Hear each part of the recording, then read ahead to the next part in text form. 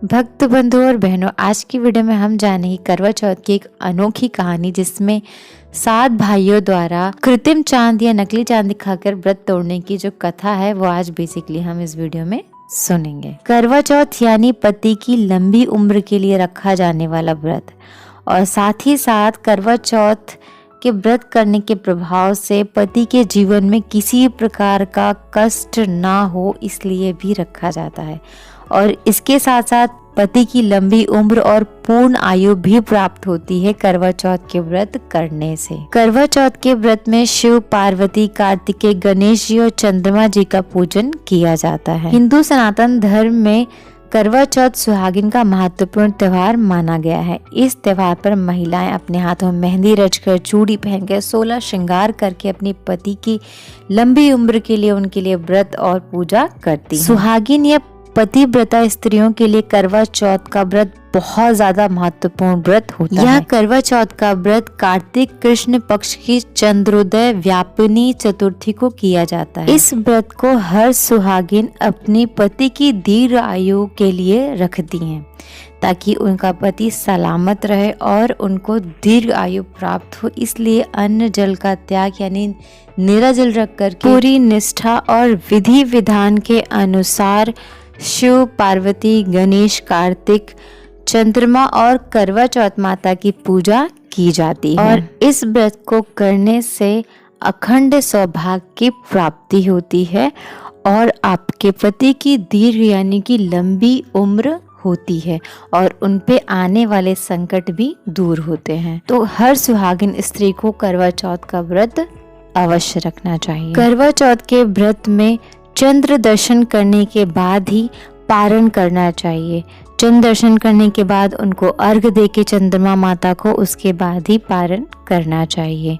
पूरे नियम और विधि के अनुसार ही पूजा पाठ करने के बाद ही पारण करना चाहिए। तो आइए सुनते हैं करवा चौथ के व्रत की कथा। एक साहूकार था, उसके 7 बेटे और 1 बेटी थी। सातों भाई व बहन एक साथ बैठकर भोजन करते थे। एक दिन कार्तिक के कृष्ण पक्ष की चतुर्थी का व्रत आया तो साहूकार की पत्नी, उसकी बहुएं और बेटी ने व्रत रखा था। शाम को जब सभी भाई भोजन करने के लिए बैठे तो उन्होंने अपनी बहन से कहा, आओ बहन भोजन कर लो। बहन बोली, आज मेरा करवा चौथ का व्रत है, इसीलिए चांद निकलने पर उसे अर्घ देकर ही भोजन करूंगी। तब भाइयों ने सोचा कि चांद के निकलने तक बहन भूखी रहेगी।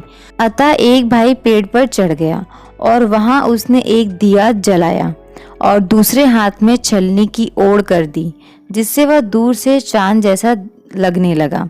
फिर शेष भाई अपनी बहन को उस नकली चांद को दिखाकर कहने लगे, बहन चांद निकल आया है, चलकर उसे अर्घ दे दो। बहन अपनी भाभियों से बोली, चांद निकल आया है, चलो अर्घ दे दो। भाभियां बोली, तुम्हारा चांद निकला होगा, हमारा चांद तो रात में ही उगेगा। तब बहन ने अकेले हुए इस नकली चांद को अर्घ दे दिया। उसके बाद जब वह खाना खाने लगी तो पहले ही ग्रास में बाल आ गया, दूसरे ग्रास में कंकड़ आया और तीसरा ग्रास मुख की ओर करते ही उसके ससुराल से संदेश आया कि उसका पति बहुत बीमार है, जल्दी भेजो। अपनी लड़की की विदाई करते समय माँ ने कहा, रास्ते में तुम्हें जो भी मिले उसके पांव लगना और जो कोई भी सुहागिन रहने का आशीर्वाद दे उसके पल्ले में गांठ लगाकर उसे कुछ रुपए देना। बहन जब भाइयों से विदा होकर ससुराल को चली तो रास्ते में जो भी मिला उसके पांव लगी।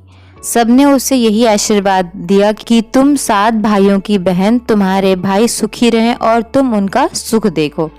सुहाग का आशीर्वाद किसी ने नहीं दिया। जब वह ससुराल पहुंची तो दरवाजे पर उसकी छोटी ननद खड़ी थी। वह उसके पांव लगी तो उसने कहा, सुहागिन रहो, दूधो नहाओ, पूतो फलो। उसने यह सुनकर उसके पल्ले में गांठ बांधी और उसे सोने का सिक्का दिया। फिर भीतर गई तो सास ने कहा, तेरा पति धरती पर पड़ा है। तो वह अपने पति के पास जाकर उसकी सेवा करने के लिए बैठ गई। बाद में सास ने दासी के हाथ बची सूखी रोटी भेज दी। इस तरह से समय बीतते बीते अगहन की चौथ आई तो वह चौथ माता से बोली, हे माता, आप ही मेरा उद्धार करेंगी, आपको मेरा सुहाग देना पड़ेगा। तब उस चौथ माता ने बताया, पूस की चौथ आएगी, वह मेरे से बड़ी है, उससे ही कहना। इतना कहकर चौथ माता चली गई। फिर अगले महीने पूस की चौथ आई और वह भी यह कहकर चली गई। आगे आने वाली चौथ ने कहा। इस तरीके से माघ, फागुन, चैत, बैसाख, जेठ, आषाढ़, सावन, भादों की चौथ आई और चली गई। फिर जब अश्विन की चौथ आई तो उसने बताया, कार्तिक की चौथ ही तुम्हारा सुहाग वापस कर सकती है, वह आए तो उससे विनती करना। फिर वह भी चली गई। जब कार्तिक की चौथ आई तो बोली, भाइयों की प्यारी करवा ले, दिन में चांद उगाने करवा ले, व्रत खंडन करने वाली करवा ले। यह सुनकर वह करवा चौथ माता के पैर पकड़कर गिड़गिड़ाने लगी। हे चौथ माता, मेरा सुहाग तुम्हारे हाथ में है, आप ही मुझे सुहागिन करें। तो माता बोली, तुम्हारे व्रत भंग कर देने से भगवान श्री गणेश जी अप्रसन्न हो गए हैं और इसी कारण से तुम्हारे पति की यह गति हुई है। अब यदि तुम पुनः पूरे विधि विधान के साथ व्रत करोगी तो तुम्हारा पति जीवित हो सकता है। यह सुनकर उसने विधि विधान पूर्वक व्रत किया और चंद्रमा निकलने पर उसे अर्घ दिया। इसके इस प्रकार से व्रत संपन्न करने से गणेश जी अत्यंत प्रसन्न हुए और उनकी आज्ञा पाकर करवा चौथ माता ने अपने टीके में से रोली लेकर उसके आदमी पर छींटा दिया तो वह उठकर खड़ा हो गया और बोला, आज मैं बहुत सोया। वह बोली, पूरे 12 महीने सोए हो, आज गणेश जी और करवा चौथ माता की कृपा से उठे हो।